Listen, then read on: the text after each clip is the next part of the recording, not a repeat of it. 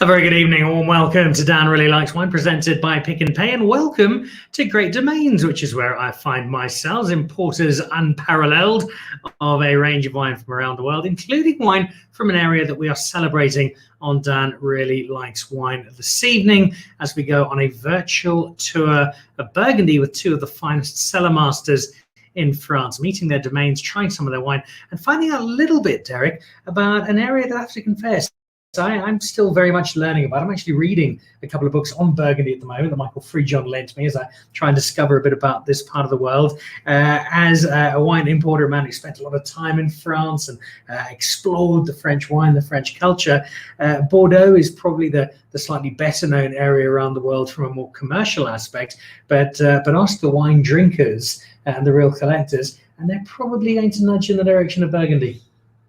No, well, it's sort of, I suppose, the heartbeat of Great Domains, and that's where the business started. So we've sort of, it's pretty obvious for us what we love the most, and all these other great regions have always got their benefits and attractions.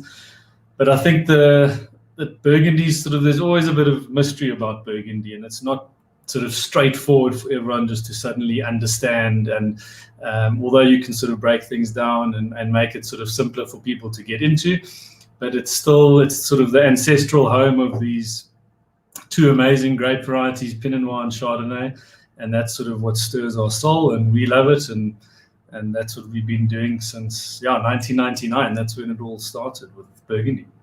And important then, just for a quick definition, because it's the kind of thing that can often throw people. We hear people talk about a Burgundy or a white Burgundy, and not everyone's always entirely sure what that means. Is that strictly then it's either a bottle of Pinot Noir or it's a bottle of Chardonnay? Yeah, so I mean, your sort of heart of Burgundy is going to be Pinot and Chardonnay, and then you do have a few rogue grape varieties which creep in, like Aligoté on the white side. You also get some Gamay, which is obviously more further south, mainly in Beaujolais, but you'll still have it in a few of the main Burgundy vineyards, which they actually sometimes mix with Pinot Noir, and you get a wine called Pastougras. But generally, Pinot, Chardonnay, if you're drinking Burgundy, that's what those are the grapes that you're going to be focusing on, with a few, as I say, a few exceptions. All right, well, those are exactly the wines that we've got today. We've got a Burgundy and we've got a couple of Pinot Noir. We also have a gentleman called Didier and a gentleman called Frédéric, who are joining us all the way from Burgundy. They're two of the more revered cellar masters of two of the great domains in France. So let's welcome them in. Didier, Frédéric, bonne chance. Bienvenue on Dan Really Likes Wine. There we go. That's about as much French as you'll get from me. Welcome. Lovely to have you both on Dan Really Likes Wine. Hi, everybody. Hi, Didier, Frédéric. Welcome, guys. Lovely to have you on, and thank you so much for joining us in what is, I was explaining Didier to Frédéric a little earlier on this afternoon, it's kind of a lesson for us here in South Africa to learn a bit about Burgundy and to understand some of the mystery and some of the wine that makes this area quite so special. Frédéric, let's kick off with you. Give us a sense of why for you Burgundy is such a special wine area, and why it means so much to you as a cellar master and as somebody who makes great wine. Yeah. Hello everybody. Yes, why Burgundy it's so special? But for me, it's the best place for the Pinot Noir, and we have 1,000 years of history on a single place, and when you could vinificate so much different wine, so different terroir, just with the Pinot Noir on Chardonnay, it's magic. For Bouchard with 300 years of history, with 130 different hectares, and it's 100 acres. But it's not so important. The most important is the collection of terroir. With 12 Grand Cru, 74 hectares of Premier Cru, it's magic for me, and to see all the different terroirs between les Bonnes Mares, les Clos Vougeot, le Montrachet, la Vigne de l'Enfant Jésus, les Volnay-Cailleret. It's so beautiful. It's really a great place, and it's also a really good place to live. The food is just marvelous. I can see the smile says it all, really. You've got to be a happy resident of Burgundy. Didier, a similar question to you. What is it for you that makes Burgundy stand out, that makes it such a wonderful part of the winemaking world? I am sorry, but I had a problem with my computer. Can you repeat, please? Pas de problème, Didier. Just asking from your perspective, what is the romance of Burgundy? What is it that makes it for you as a winemaker such a special part of the world? Chablis is located in Burgundy, but not really in Burgundy. We are located in the north of Burgundy, between Champagne and Burgundy, South Burgundy. And we are located in the north of Burgundy with a special place, special soil called Kimmeridgian soil. And we make here certainly one of the greatest Chardonnay for the finesse and the minerality. Chablis is a unique place in the world. You can find Kimmeridgian soil and Chardonnay together. And Kimmeridgian give a specific freshness and minerality. And with climate change and global warming, this typicity and this quality is very, very important. And second thing, we own with William Fèvre certainly one of the most famous estate in Chablis, not the biggest estate, but the largest producer of Grand Cru and Premier Cru. We own 15 hectares of Grand Cru, it's 15% of the total. And we own 16 hectares of Premier Cru. It's unique in Chablis. Didier, I'm going to ask you to explain something to South Africans, because this concept of Grand Cru, Premier Cru, Village, it's not familiar to us. We have a very different system here in South Africa. So as simply as possible, explain to us what that means when you say that a wine is Premier Cru or Grand Cru, and who decides what it is? The monks started the vineyard in Chablis in the 9th century. It was in 1867. And during 1,000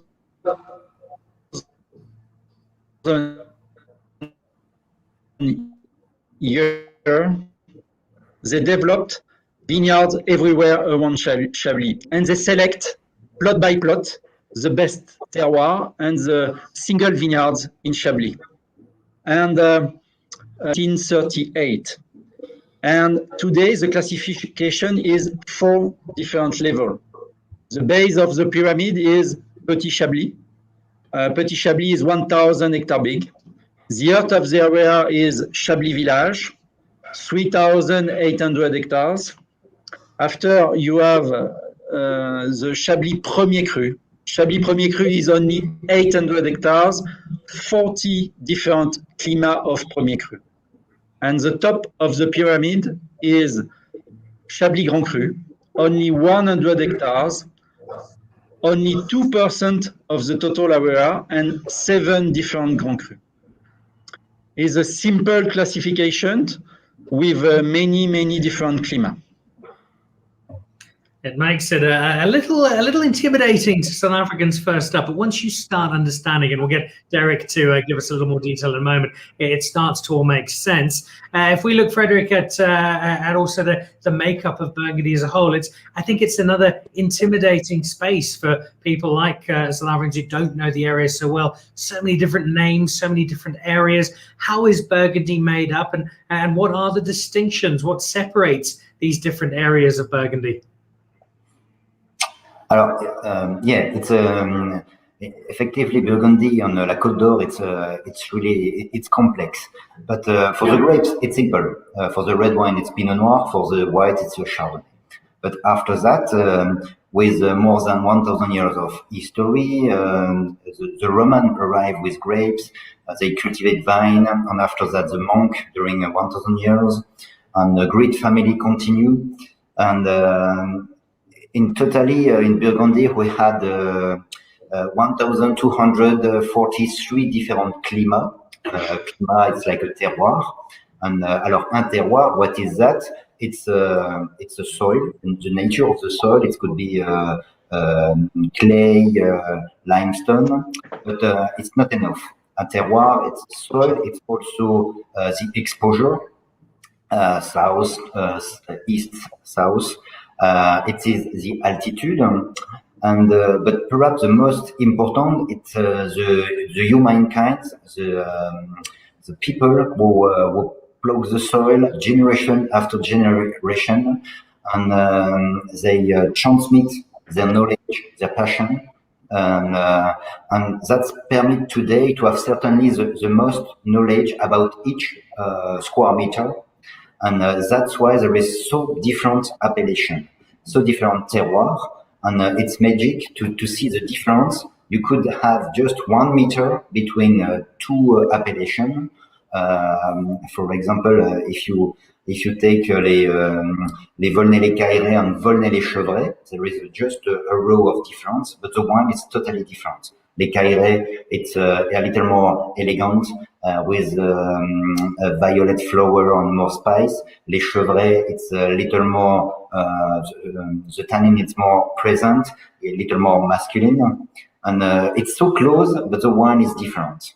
And that is very magic in Burgundy to see the difference of each terroir.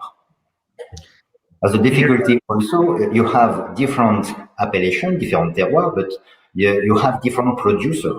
And each producer, because the winemaking, it's an art, and you transmit your passion, you transmit your personality, and a Volnay-Cailleret from Nicolas Rossignol, a Volnay-Cailleret from Frédéric Weber, from Bouchard, it's not the same, because we have our own personality, our own passion, and our own style, and we would like to transmit that. It makes for such a wide array of wine. How long did it take you to begin to understand how Burgundy works and what to expect from different parts of it, Derek?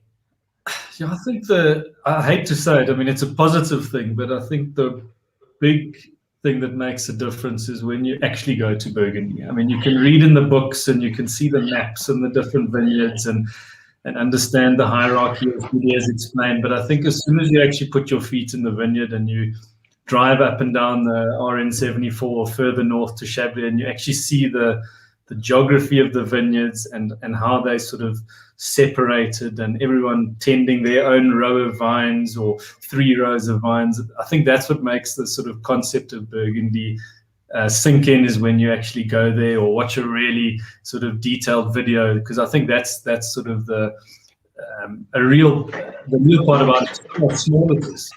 People, it's just a 50k stretch of road where all the greatest sort of Pinots and Chardonnays in the world come from, outside of obviously Chablis and the further north. It's a small area versus, let's say, Bordeaux. It's 110,000 hectares. It's huge estates. It's big land, and that's the big difference. So you need to go there. Is the long answer to your question. Yeah. All right. Well, we can't travel, but we can go there virtually. So let's go back to Didier. And Didier, a question on another one of the big differences between the way we have wine in France and the way we have wine in South Africa. You are in Chablis, therefore you are making Chablis, you're making Chardonnay, because that's prescribed. Now, if I'm in South Africa, if I decide I want to make Pinotage, or I want to make a Merlot, or I want to make a Sauvignon, I can plant whatever I want. But it doesn't quite work that way in France, does it? You've got quite strict regulations in terms of what wine can be made where.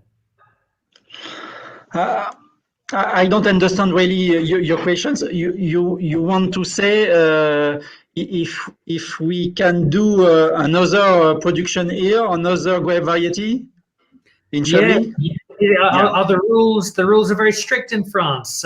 If you're in Chablis, everywhere. Yeah, very strict with administration. We have rules, and in Chablis is only one grape variety, only 4 level appellation. And for each level, we have 1 yield maximum, 1 production with strict rules. Yes, it's not easy sometimes to work here because we have a lot of condition of production. For example, the yield. the yield is very different. For Petit Chablis, for example, is 60 hectoliters per hectare maximum, and for Grand Cru is 54. And it's the same grain variety, the same area, but not the same level appellation. Does that then, Didier, put a bit more pressure on you? There's only this that you can make. You can only make Chablis, so you'd better make sure that you get it just right.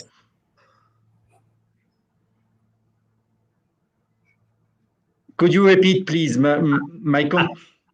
I am sorry. No problem. I just say, as an area, as Chablis, as you can only make Chardonnay, does it put more pressure on you to make sure that you always deliver really, really good Chablis? My computer is... could you repeat, please? No problem. Let's possibly the computer doesn't like the question, so let's change the line thereof.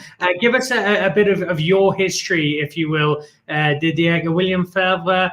You've been going for maybe not as long as some of the others, but you've done a lot. You've made a lot of great wine and done extremely well in quite a short period of time.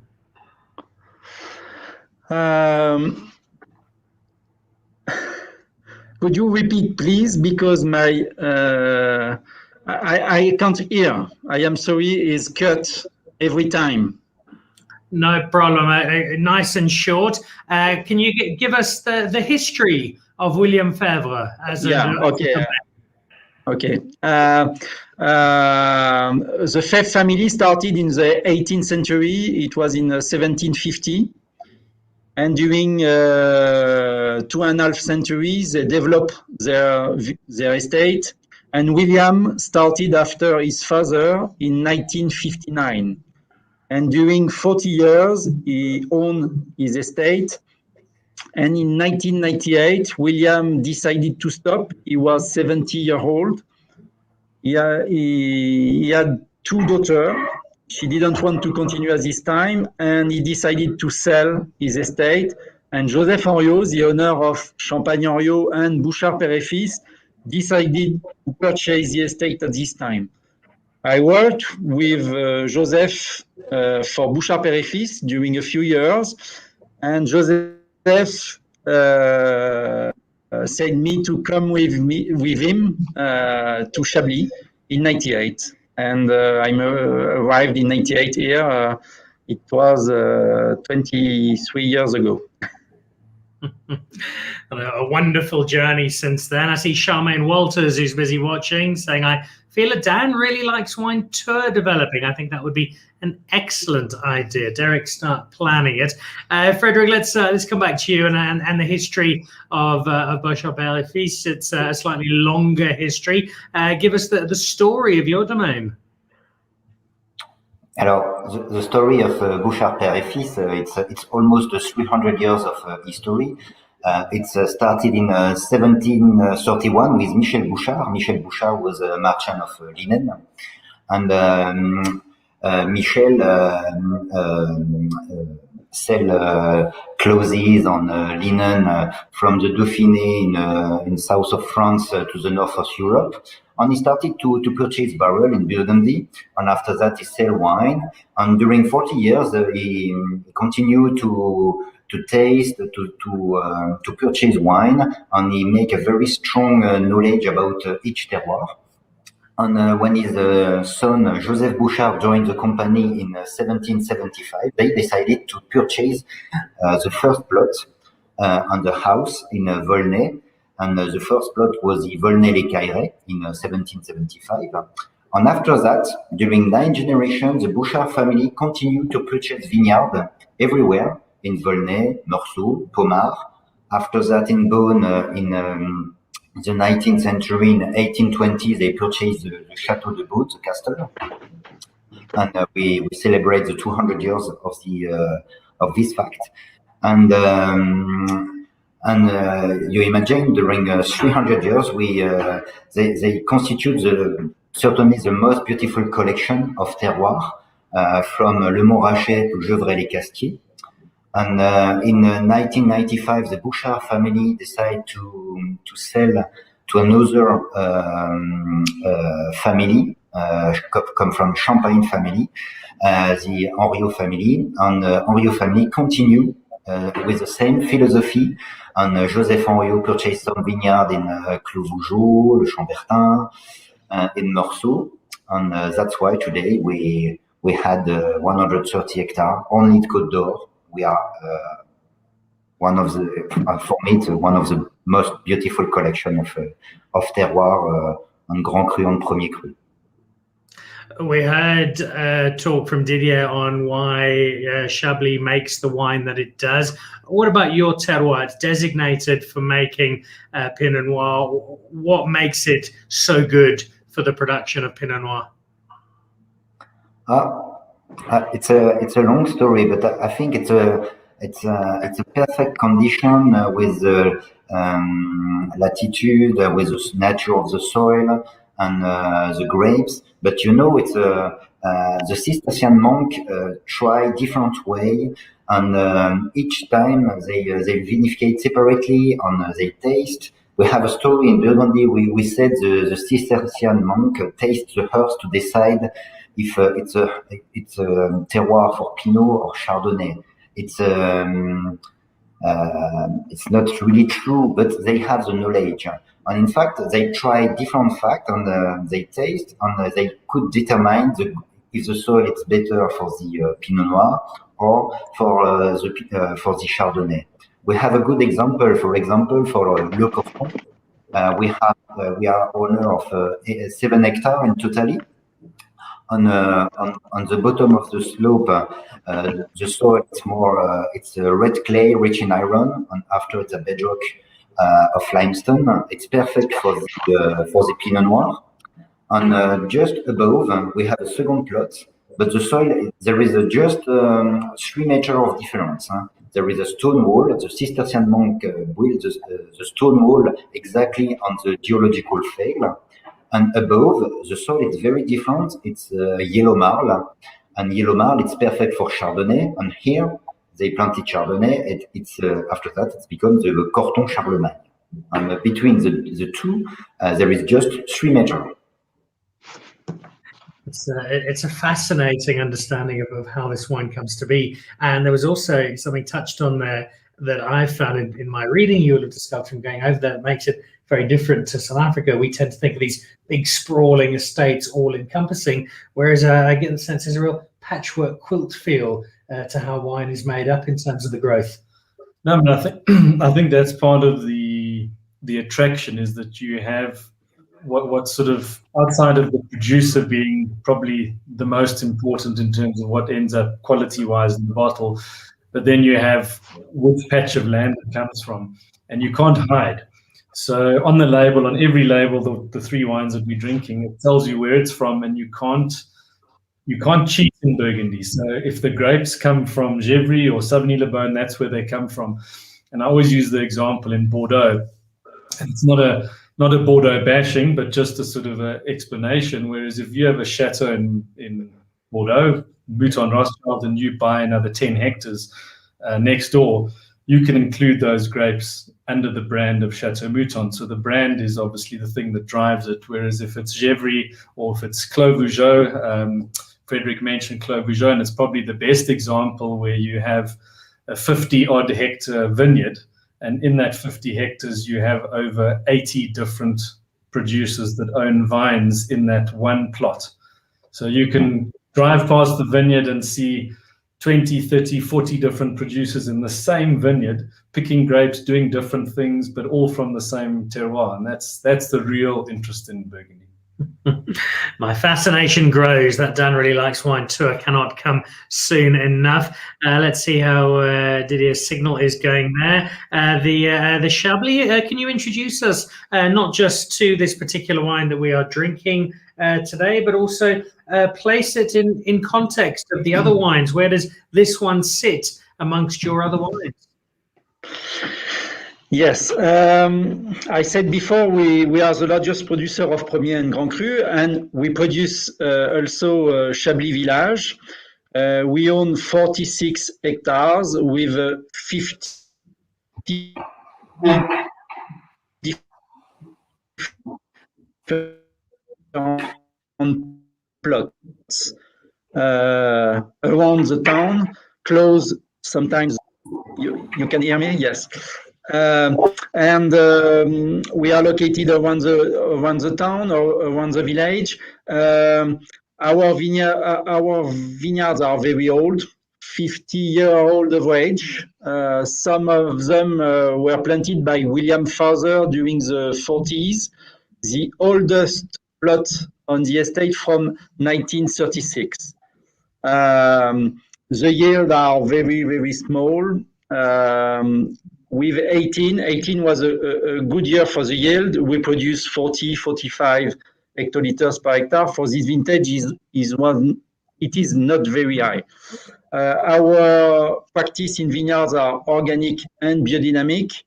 We start certification last year for organic practice. We harvest all by hand. It's very rare in Chablis because 95% of the area is harvested by machine. On the estate, we harvest by hand all the estate. We put the grapes on a sorting table.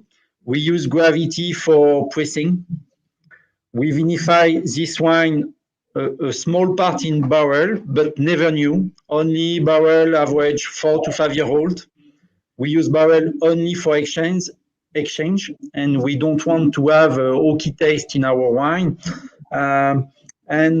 We bottle after 12 to 15 months maturation in tank. We want to have in our wines the typicity of Chablis, freshness, minerality. We make definitely terroir wine with freshness, elegance. Today, with climate change, global warming, everywhere in the world, maturity are higher and higher. And the particularity of Chablis is the freshness. The location, the soil can make very fresh and elegant wine. And we want to have this freshness and this minerality in our wines. How soon should I be drinking this wine, Didier? It's a 2018. It's drinking delightfully now. Is it one to be finishing off this year? Should I be keeping it a bit longer? If you like freshness and fruit, you can drink now. Chablis is easy to drink when it's young because you have a lot of fruit, a lot of freshness, but if you prefer more complexity and a better expression of terroir, and after that, with secondary aroma, minerality arrive and give a better complexity and the true expression of Kimmeridgen soil. When you drink Chablis, you drink Kimmeridgen. Chardonnay is only the vector of the terroir. This is a wine that is available in South Africa, so people are drinking it. What is their point of comparison, their point of recognition here in South Africa, and what are they getting out of this? What's the big attraction for you? No, I think that's the one thing with Chablis. It's very particular, and I always think a sort of similar comparison is almost champagne, where it's sort of just on its own. It's difficult to compare because it's unique. And what makes it unique, Didier's just mentioned, is the Kimmeridgen soil, and it's so far north. You've got a really, really sort of marginal climate in a way, which is a good thing in terms of having wines with great high balanced acidity. So your closest thing to sort of think about in South Africa is any sort of Chardonnay from a much cooler climate, where they haven't sort of used 100% new wood or anything like that. So whatever examples in South Africa that are doing those two things in terms of vineyard location and winemaking, those are probably going to be the most logical comparisons to this. But I do think that's why people love it. Chablis is it's there for a reason, because it has a very particular taste and profile of this amazing acidity and freshness and oyster wine. oyster wine. Yeah. Can I take it then that the neutral oak that is certainly here that Didier spoke of is going to be something you're going to find in wine from across Chablis, as opposed to some of the slightly more wooded Chardonnay we'll often find in South Africa? Yeah, well, I think the beauty of and Didier can correct me, but the majority of producers aren't going to use a lot of wood in Chablis, and I think the reason behind that is you want the terroir expression, and a lot of the time wood can obviously impose itself a lot on terroir and soil and things like that. So this sort of gives a very, for me, a very sort of a naked, transparent expression of the soil, where you haven't sort of used big lots of 100% new wood and 20 months and things like that. So this is sort of a real, Didier mentioned it, it's a terroir wine. That's why, and it's fun to have different examples from a village to a Premier and a Grand Cru, and you can just see the levels of density and complexity increase as you go up the ladder. So yeah, fun wine. I think today the success of Chablis is the authenticity. And I think people like and love the authenticity. I want the authenticity. And I think Chablis is a good resume of the authenticity of the terroir. It's lovely to get that insight, Didier, and thank you for that. And thank you for the wine, which is drinking delightfully. I suspect there might be a glass or two more. Didier, one question on the village wine. How many different, I know you mentioned, I think 40 hectares. How many different vineyards do the grapes come from for the village wine? Sorry? How many different vineyards for the village wine? 50 different plots. 50 plots around the town. 50 for 46 hectares. Sure. Wow. Hard work being a we own on the estate 130 plots on the estate. 130.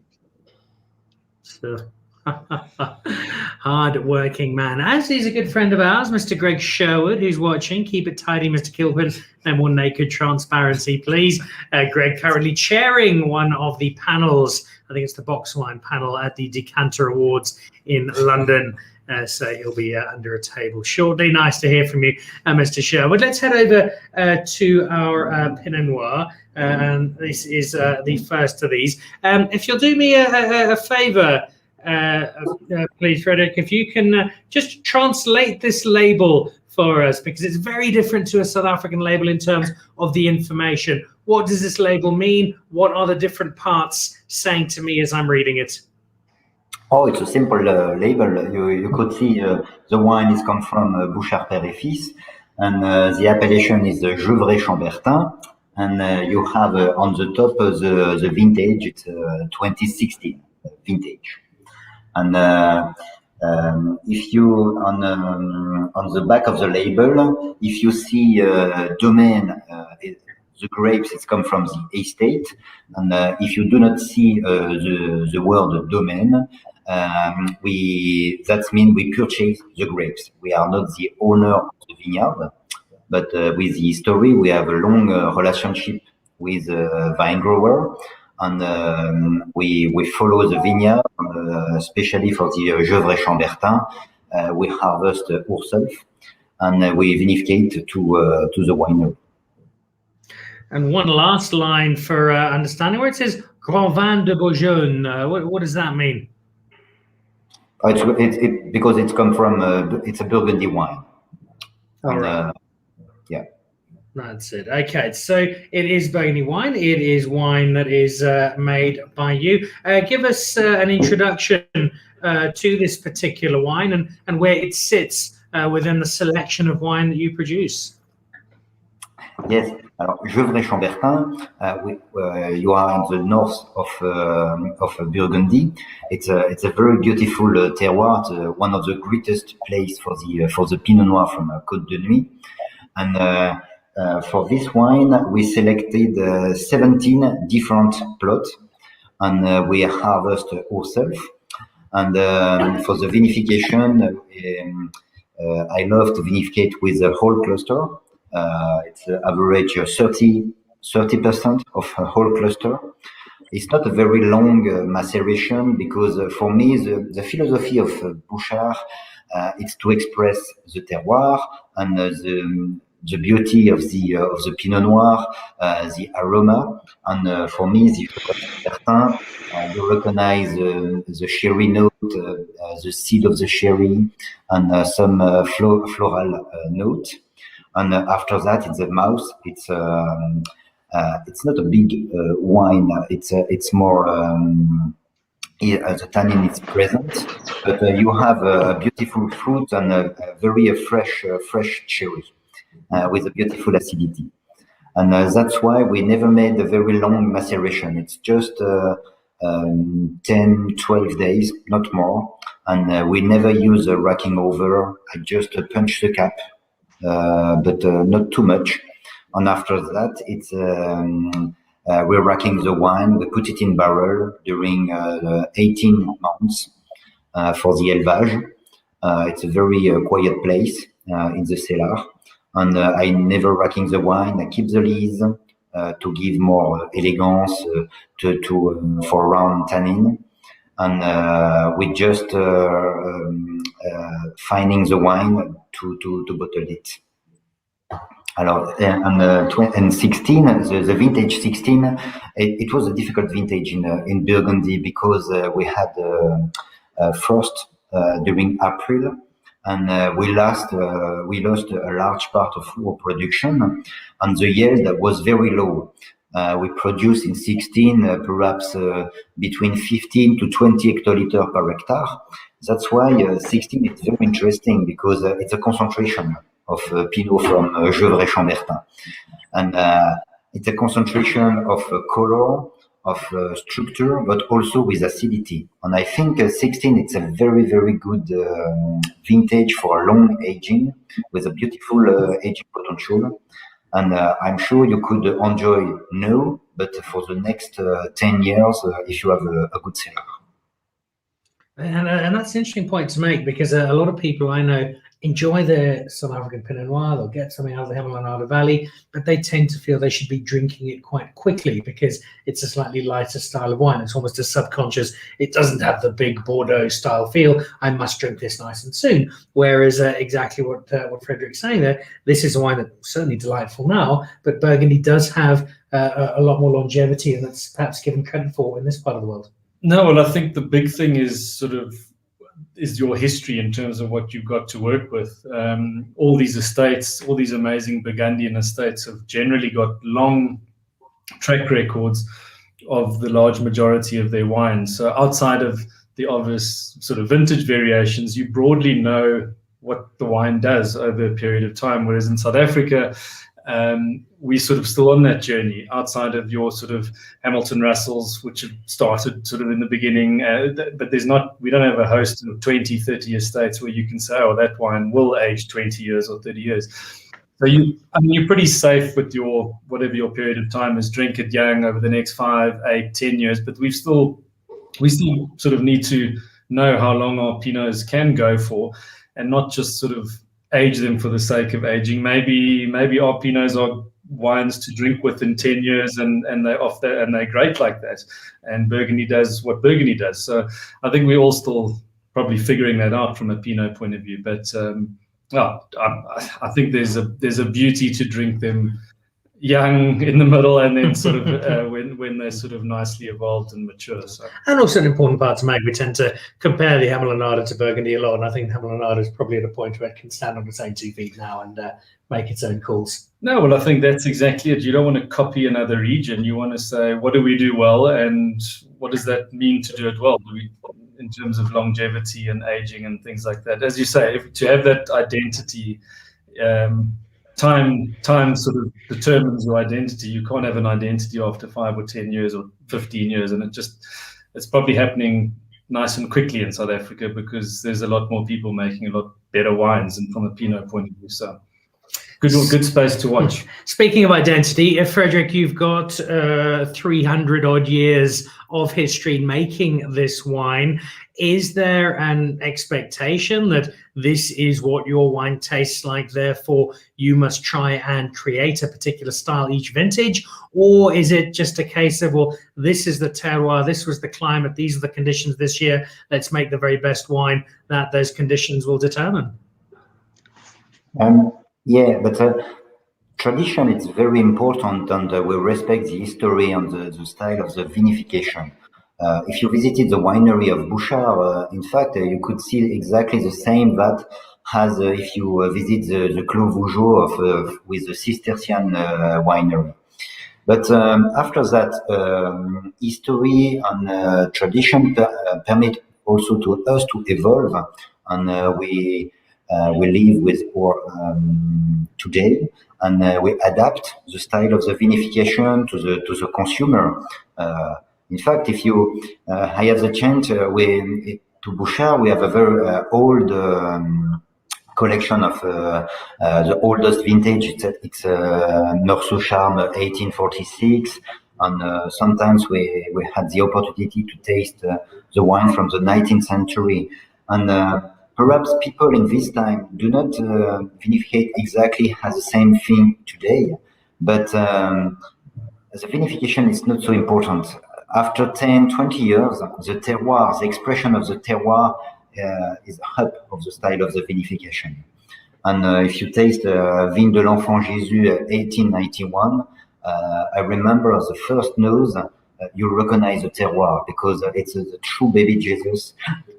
It's between the spices, the flower, and a little touch of mint, and the delicacy of the tannin. It's incredible. You can't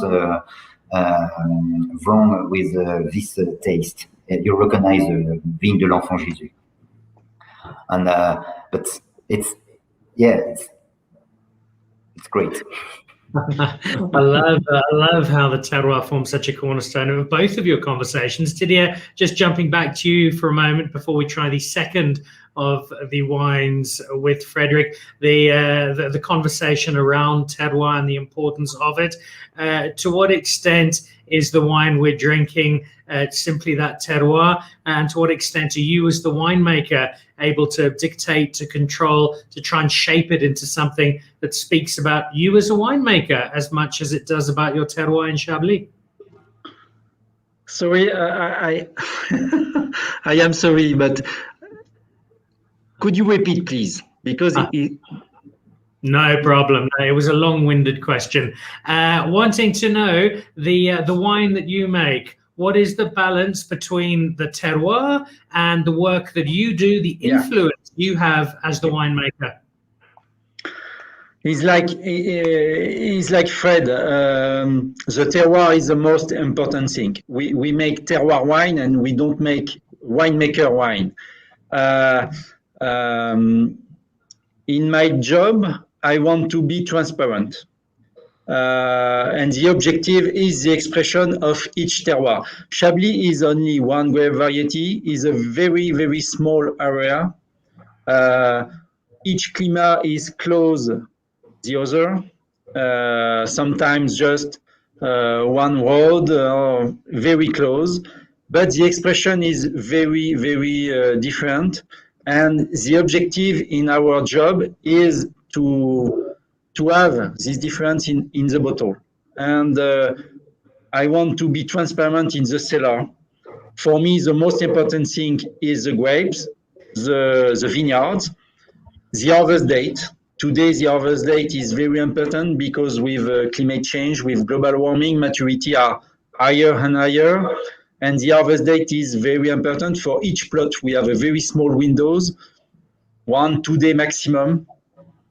If you wait too long, you make heavy and fat wine and you lose the purity, you lose the minerality of Chablis. And the cellar, we respect the quality of the juice. We don't use new oak. We don't have a very special thing in cellar. It's a basic and simple things. It's a quality control, but not with a lot of techniques. It's a long maturation in the cellar before bottling. For the Premier and Grand Cru, can be 18 months. It's long for white. And after that, we don't know nothing. It's very, very simple and basic, but we want to have in our wines the true expression of terroir. You have there an example of what we see so often in us South African winemakers. Lots of humility and people who aren't taking quite as much credit as I think they probably deserve, because we've got some very talented winemakers on the show again. We've also got some terrific guests. Grant Sauls, great lineup, Dan, fantastic wines. Grant, I know you would appreciate these. Mark Letzler, Dan, slowly with that Gevrey Chambertin, it's not a Canon Cop. Drink delightfully. And Joséphine Prieur joining us from France. Let us keep the South African Pinot Noir identity and maintain the identity of the Pinot Noir from Burgundy. We can't compare. We enjoyed the two styles at a different time. I think that's a very good point to make, Joséphine, and thank you for watching as you so frequently do. Let's head back then to Frédéric and the second of our two wines. You've given us one delightful Pinot Noir. There's now another. It looks fairly similar, just the writing's a little bit different. What is the difference between these two wines? Alors, the second wine is Savigny-les-Lavières. The appellation it comes from the village of Savigny-les-Beaunes, but it is a Premier Cru, and the name of the Premier Cru it's Les Lavières. Les Lavières, it's a very single plot. We are owner of 4 hectares, and in fact, Les Lavières, it's come from in Burgundy. We found on the ground a very flat stone, les laves, and we use it to make the rooftop. The stone, the rooftop in stone, or also we use it to build the stone wall in the vineyard. And as you found a lot of lave in the ground, we call this plot Les Lavières. And it is very important because that identifies the style of the wine. Savigny, it's a cold valley, and usually the soil it's rich in clay. And Savigny, it's a strong Pinot Noir. It's more masculine, but Savigny-les-Lavières, it's totally different because the presence of the les laves that give a lot of high percentage of limestone, and that give a lot of elegance. And that's why Savigny-les-Lavières, personally, I love this wine because it's very elegant. You have a poor fruit on the nose, and for me, Les Lavières, it's you have a jam fruit, strawberries, and raspberry. It's very typical of Savigny-les-Lavières. And after that, in the mouth, the tannin is very round, elegant. It's long in the mouth. And Savigny-les-Lavières, it's the aging potential. It's marvelous. The last week we changed the cork of the Les Lavières. It was 1979, and the wine was absolutely marvelous. It was great. It's beautiful wine, and you could enjoy really for a dinner. It's wonderful. For this wine, it's 17. 17, it's totally different of 16. 17 was a little more normal year. The flowering period was perfect. All the condition was great. We had very beautiful grapes, very juicy. And as Didier said, we spent a lot of time in the vineyard to determine the good date of the harvest, because the date of the harvest it's the most important for the quality of the wine, to have to respect the balance of each terroir. And we taste the grapes, and for me the most important is the quality of the skin. And in 17 there is not a lot of color, but color is not so important in the wine. For me the most important is the delicacy and the aroma. And I remember in 17 the seed was perfectly ripe, and that give a lot of very elegant tannin, very round, softly. And I think this vintage will be perfect to enjoy now and for the next few years. it's really an enjoyable wine, I think.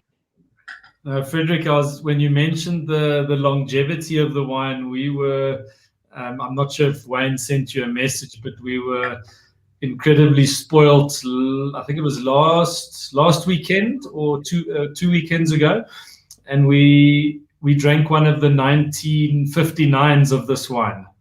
The 1959, which obviously we got reconditioned from the Bouchard cellars, and the wine was just almost one of those wines where there's no words. That's all about the longevity of how long these wines can age and still be obviously decades down the road. Amazing. So that 1959, if you've got any more, you must let us know. Very special.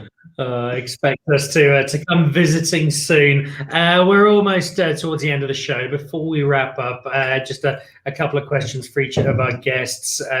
Didier, two for you. I know it's been a tough season. There's been some very cold weather. What's the new vintage like?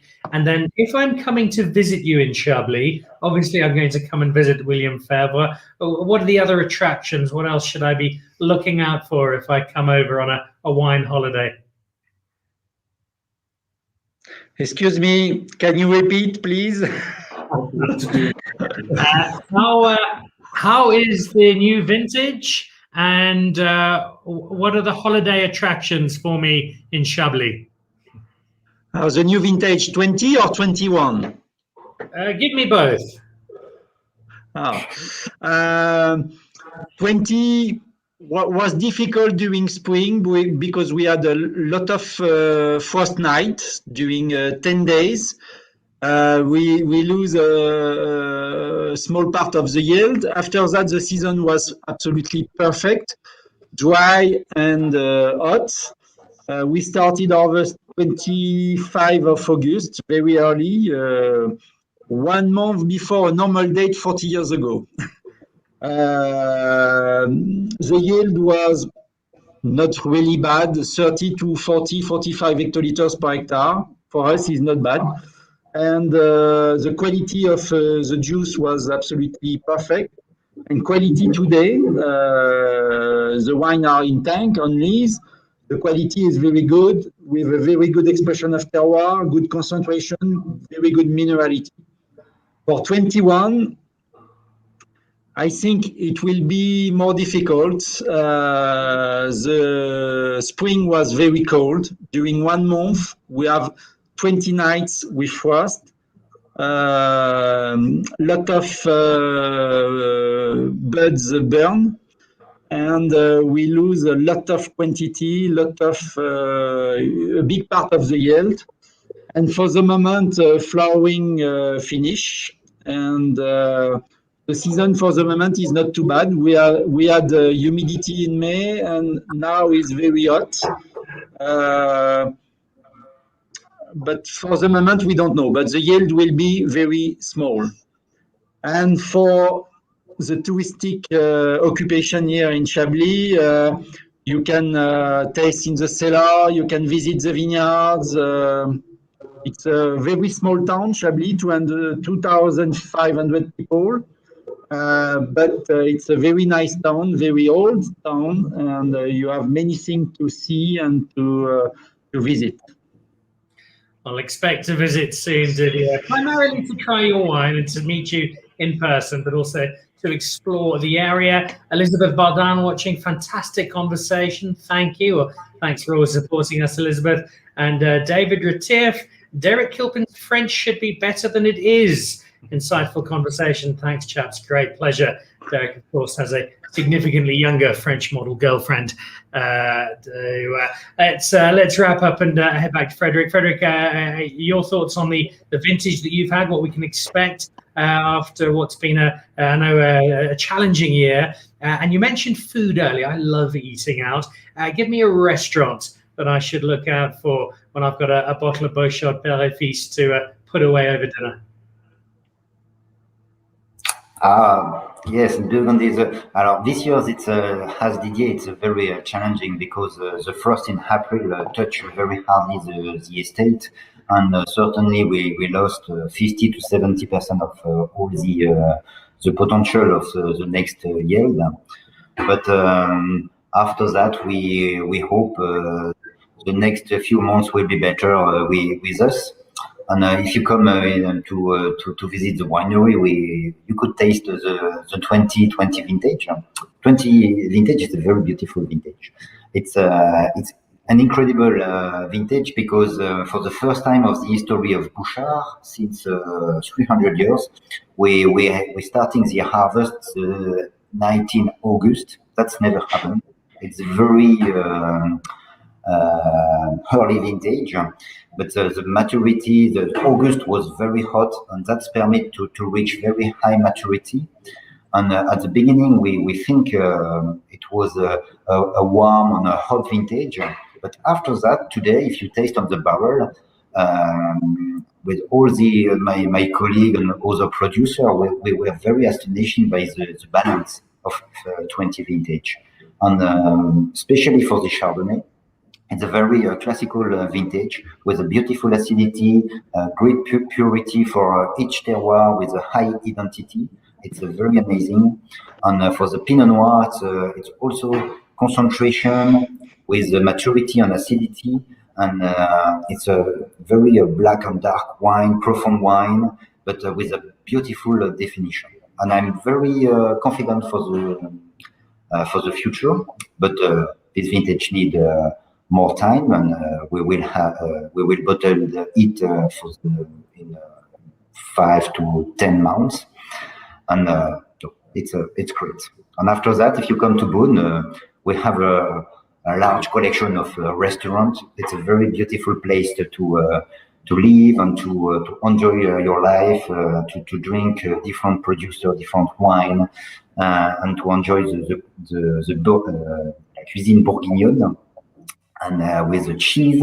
And one thing to remember, if you select a good cheese has a Citeaux, fromage de Citeaux, but remember, don't take a red wine, but prefer a white with Corton Charlemagne, a Meursault, un Beaune Clos Saint-Landry. It's really perfect with cheese. White Chardonnay is better with cheese.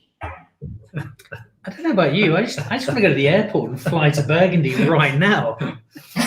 We have to wait a bit longer, but yeah, good recommendation, Frédéric. I agree. All right. Well, guys, Didier, Frédéric, it's been an absolute delight having you both on the show. Hopefully we'll have you back on again soon. Good luck with the harvest. Hopefully we'll see you in South Africa. You'll see us in Burgundy.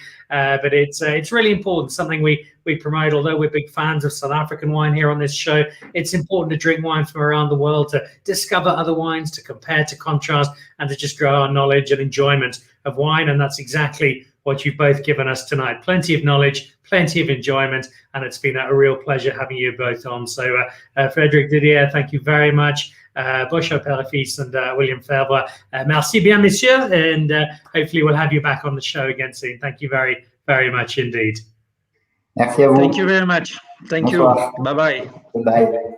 There we go. Great show, boys. Very insightful. Thank you for watching. Gregory, Josephine, thank you, Frédéric, for this recommendation. Chardonnay with nice cheese does sound fabulous. In fact, I suspect that might be the entirety of my dinner tonight. Before Derek and I say goodbye from Great Domains, the home of Great Burgundy here in South Africa, look out tomorrow up online. You'll see this week's recorded episode of Dan Really Likes Wine. I'm at the brand new Asian eatery Tang, Nicky van der Volt's space in Santon Square, where we try out the new vintages, surprise, surprise, of some Burgundies. Well, Burgundies from South Africa, trying out the Pinot Noir and the Chardonnay from Hamilton Russell in the company of Anthony as we run through his wine. And then Thursday's International Shiraz Day. Well, of course you knew that. It's been in your calendar for months. We're going to be speaking to Kevin Arnold, trying some older and newer Shiraz. Also, Niels Verberg from Luddite, as well as Carl Schultz from Hardenberg. And it won't just be Shiraz, we'll also have Jean Smit with some Damascene from two different terroirs as we discuss and celebrate another wonderful grape that South Africa just happens to do rather well. Derek, thank you so much. It's been a pleasure of an evening. Some beautiful wine, and I suspect we might be doing a little bit more research before the night is out. Thanks for watching the show, and I look forward, if you are part of it, I think tickets are sold out. 160 went in no time, joining you on Thursday night, along with the team from Paul Kluwer and the team from Pick and Pay for our virtual wine dinner in what's another busy week of celebrating South African wine. Thanks for joining us. Enjoy your Burgundy, enjoy your wine. Have a great week. See you live on Thursday. Good night. To join the Pick and Pay Wine Club, simply SMS your smart shopper number to 36775. It's absolutely free, and you'll get for yourself 3 times the smart shopper points on every bottle of wine bought. You'll also get a 20% discount on 10 different wines each month, a 25% discount on a case of wine, and a Magnum, some terrific competitions and invitations to awesome events.